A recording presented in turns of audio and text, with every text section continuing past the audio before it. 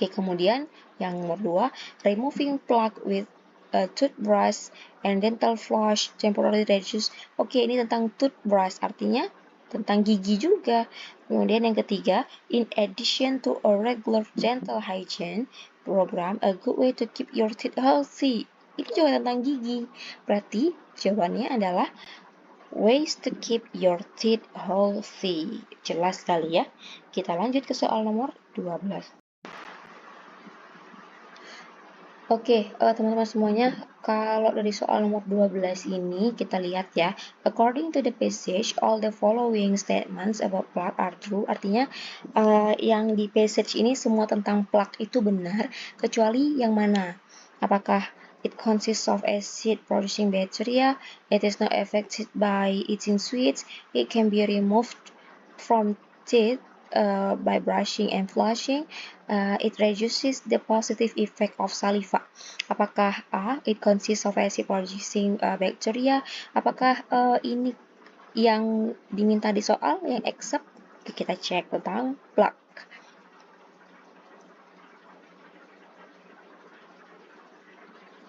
The rate at which bacteria in the mouth produce acid depends on the amount of plaque on the teeth. Oke, ini udah sangat jelas menjelaskan tentang it consists of acid producing bacteria ya. Jadi untuk pilihan yang A sudah pasti benar.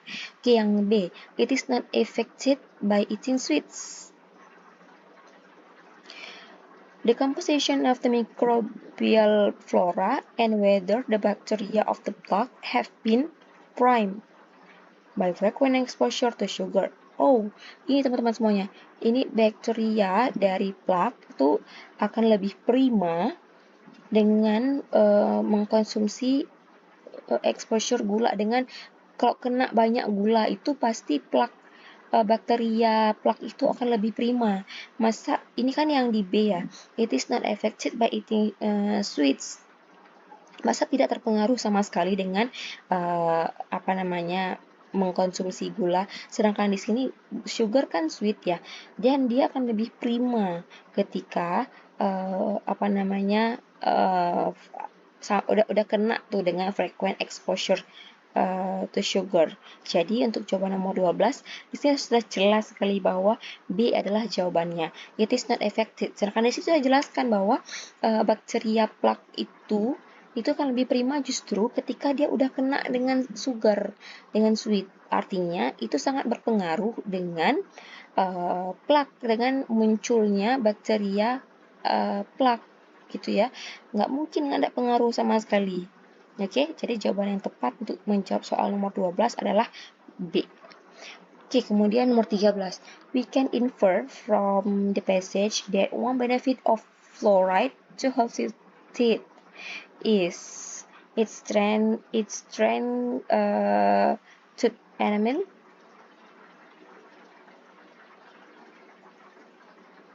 Mana fluoride.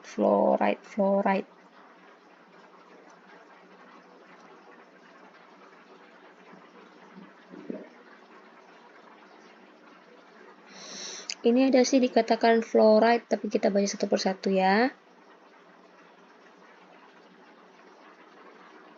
Oke, ini dijelaskan ya. It also makes the surfaces of the teeth more accessible, enabling saliva to neutralize acid and remineralize lesions.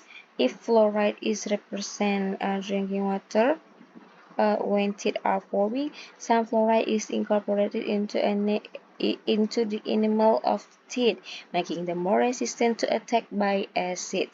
Resistant, okay? Resistant ini merujuk kepada fluoride. Some fluoride is incorporated, making them more resistant to attack by acid. Jadi fluoride itu bisa dikatakan sebagai lapisan atau mungkin bisa sebagai penguat gigi gitu loh. Ini kan dibilang ya agar dia menjadi more resistant to attack by acid ketika nanti akan di attack oleh asam. Jadi fluoride itu sangat mengganggu untuk menjaga ketahanan gigi gitu ya. It's to enamel. Oke, Jelas ya teman-teman semuanya untuk jawaban yang ini. Kemudian bukan stimulate saliva production, tidak ya, karena sini sudah jelaskan bahwa more resistant to attack by acid. Jadi tidak mungkin itu menstimulasi saliva production, it makes teeth whiter, membuat gigi lebih putih, itu tidak. Kemudian it is a replacement for brushing, tidak juga teman-teman. Fluoride itu tidak menggantikan brushing and flushing, gitu ya. Jadi di sini langsung dijelaskan bahwa fluoride itu memang untuk menjaga gigi itu agar dia lebih resisten lagi untuk ketika nanti misalnya di attack oleh si asam gitu. Kemudian yang nomor 14 kita lihat the word it in paragraph 2 refers to. Nah, kata-kata ini sudah ditebalkan juga ya. Apakah dental floss, apakah bacteria, ataukah removal of plaque, ataukah plaque. Jadi it itu kalau ketemu soal seperti ini refers to itu sama ya, kayak close meaning ataupun sinonim dari kayak gitu. Jadi kata-kata it di paragraf 2 itu menjelaskan tentang kalimat sebelumnya. Oke, kita lihat di kalimat sebelumnya ya. Removing plaque with the toothbrush and dental floss temporarily reduces the number of bacteria in the mouth and thus reduces tooth decay. Oke, it ini merujuk kepada removing plaque, bukan plaque aja ya. Jadi kalau misalnya ada kata kerja, oke, remove ini adalah bagian dari verb, ya kan? Tapi ada awalan ing, ini adalah artinya gerund, di mana gerund itu adalah bagian dari noun. Oke, maka dari itu jawabannya tidak hanya tentang plaque, tapi tentang removal of plaque. Jadi tentang removing plaque, ya. Jadi kata-kata it di sini merujuk kepada removing plaque atau removal of plaque. Gitu ya teman-teman semuanya. Kemudian soal nomor 15, what can be concluded from the passage about sweets? Oke, sweets. Apakah all sweets should be avoided? Sweets should be eaten with care. It is better to eat sweets a little at a time through the day. Sticky sweets are less harmful than other sweets. Oke, kita lihat nih, mana tadi sweet. Oke, scanning.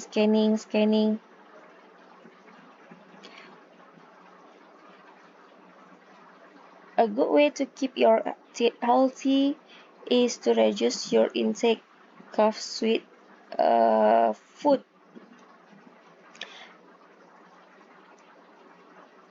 Oke. Oke, teman-teman semuanya di sini sebetulnya sangat tricky ya. A good way to keep your teeth healthy is to reduce your intake of sweet food. Oke. Reduce artinya mengurangi. Oke, kalimat mengurangi di sini bukan berarti kita harus menjauhi gula. All sweets should be avoided. Tidak dijauhi, tapi dikurangi. Oke, kemudian sweets should be eaten with care. Bisa jadi ini. Artinya apa? Kita perlu berhati-hati dalam mengkonsumsi gula. Oh ya, berhati-hati di sini bisa jadi mengurangi, bisa jadi dikonsumsi pada waktu-waktu tertentu saja, atau mungkin it is better to eat sweets a little at a time throughout the day. Seperti itu teman-teman semuanya ya, karena memang di sini lebih kepada kehati-hatian, bukan it's better to eat sweet little at a time through the day. Jadi jawabannya kalau sticky sweets itu justru dengan sticky sweets itu justru akan lebih harmful. Oke, bukan justru bukan justru mengurangi dampak negatif pada gigi. Ini ya dikatakan avoid if you can sticky sweets that stay in your mouth a long time. Also try to brush and flush your teeth after eating sugary foods. Oke ya. Nah, jadi untuk 15 ini karena memang berfokus pada kata-kata is to reduce. Reduce di sini artinya adalah mengurangi, yang artinya proses mengurangi ini lebih kepada be eaten with care. Ya, oke itu ya teman-teman semuanya. Untuk jawaban nomor 15. Kemudian ke jawaban ke soal nomor 16. The word scrap off in paragraph 3 is closest in meaning to. The word scrap off jelas ya. Scrap off ini scrap off plug acting toothbrush cavities can be greatly. Okay. Nah, scrap off ini artinya mengikis. Oke, ini adalah meaning ya, meaning ataupun arti makna yang harus teman-teman ketahui. Nah, kita di sini mencari sinonim daripada scrap off. Apakah repel, apakah rub together with, atau remove, atau dissolve. Oke. Oke, untuk repel itu kan artinya mengusir ya teman-teman semuanya. Kemudian kalau rub together with itu artinya adalah gosok bersama-sama dengan. Kemudian remove itu artinya menghapus, dissolve itu artinya larut. Nah, jadi teman-teman semuanya, scrap off ini sebetulnya artinya adalah mengikis ya. Jadi mengikis itu pasti yang paling closest in meaning atau yang paling dekat artinya dengan mengikis adalah remove teman-teman semuanya. Bukan mengusir, bukan rub together with, bukan dissolve, tapi remove ya. Misalnya, tadi kan di sini kalimatnya every rinsing your mouth with water ineffective whenever possible eat foods with fiber such as raw carrot sticks, apple celery sticks, etc. That's grab of plaque. Jadi dia akan mengikis plaque ya. Artinya adalah dia akan menghapus plak yang ada di gigi gitu. Jadi scrap off closest in meaning to remove ya.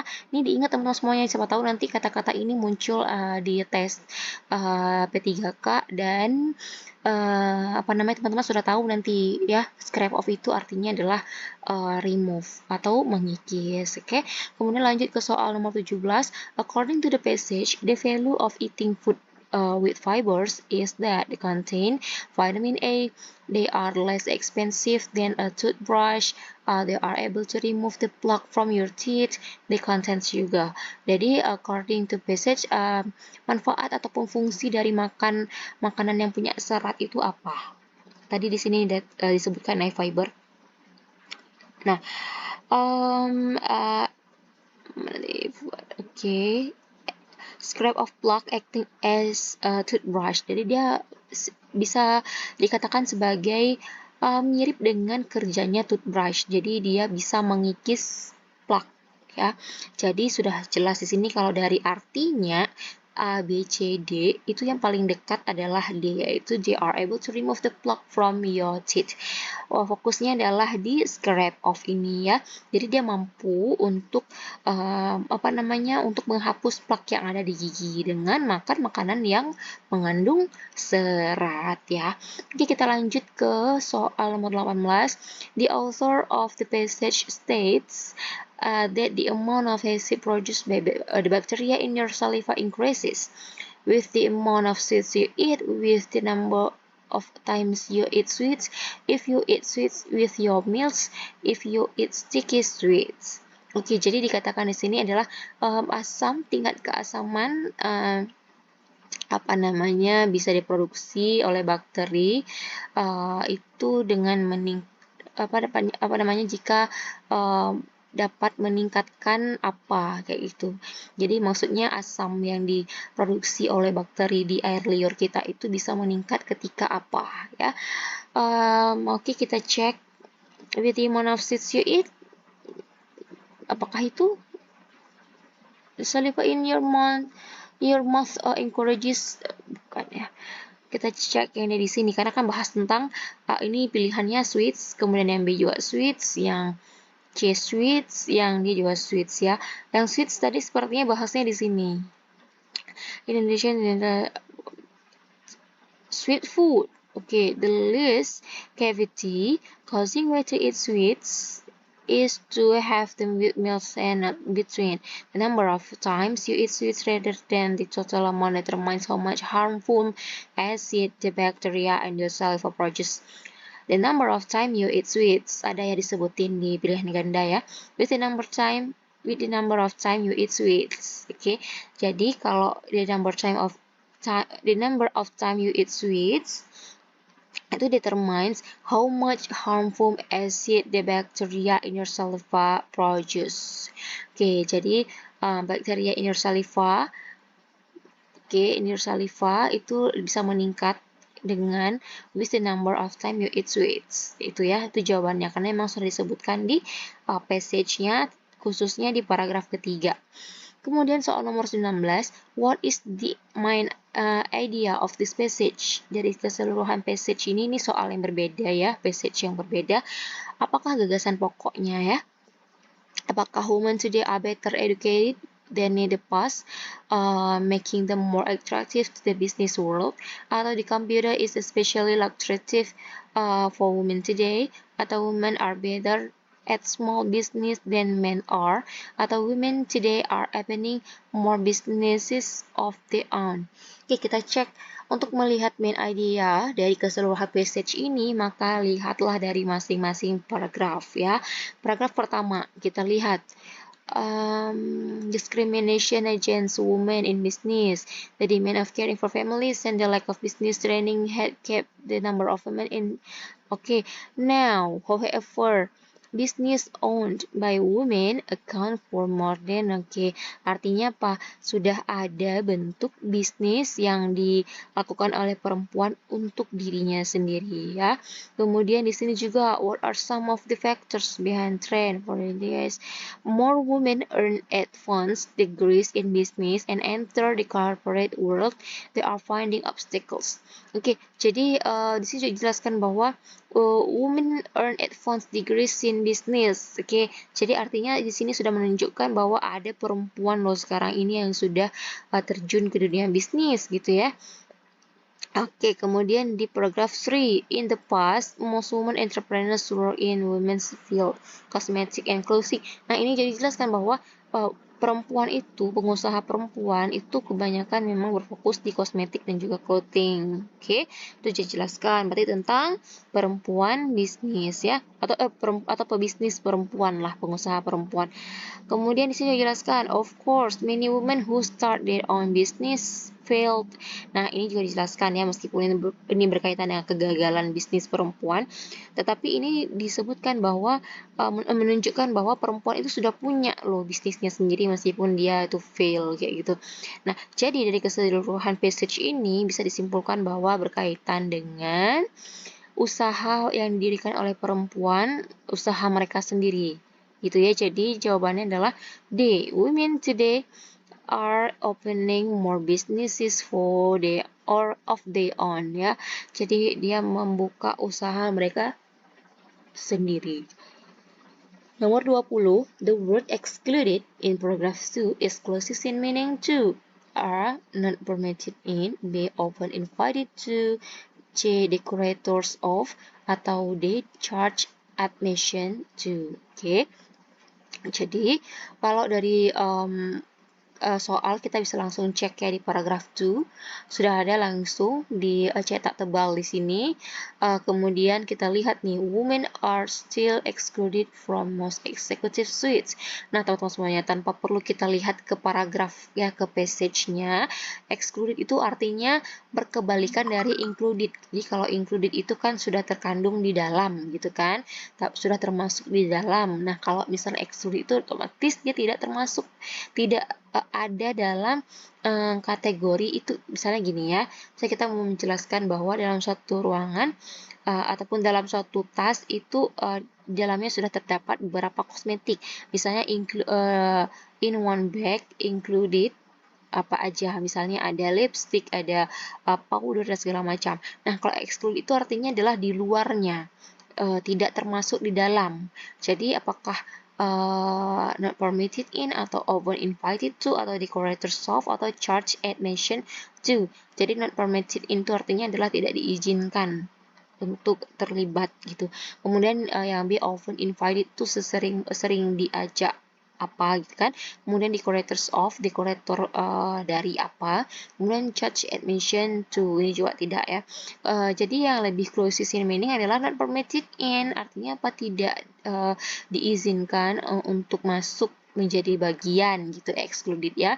Jadi karena di sini bahas tentang discrimination of a woman, jadi disebutkan bahwa woman itu masih tidak diizinkan loh untuk bergabung dalam executive suites gitu. Jadi untuk jawaban nomor 20, exclude itu closest meaning to not permitted oke. Nah, itu aja teman-teman semuanya untuk video kali ini. Semoga bermanfaat dan bisa membantu teman-teman semuanya untuk membedah soal bahasa Inggris. Lebih dan kurangnya saya mohon maaf karena memang di sini kita sama-sama belajar dan memang trik yang saya berikan adalah khusus untuk kita-kita semuanya yang kurang paham bahasa Inggris termasuk saya ya. Jadi saya juga kurang paham bahasa Inggris tapi setidaknya sedikit lebih mengerti dan memiliki trik yang sudah terbiasa kita lakukan, dan saya harap teman-teman semuanya juga bisa membiasakan diri untuk menggunakan trik yang sudah saya sampaikan. Gitu aja teman-teman semuanya dari saya akhiri. Assalamualaikum warahmatullahi wabarakatuh.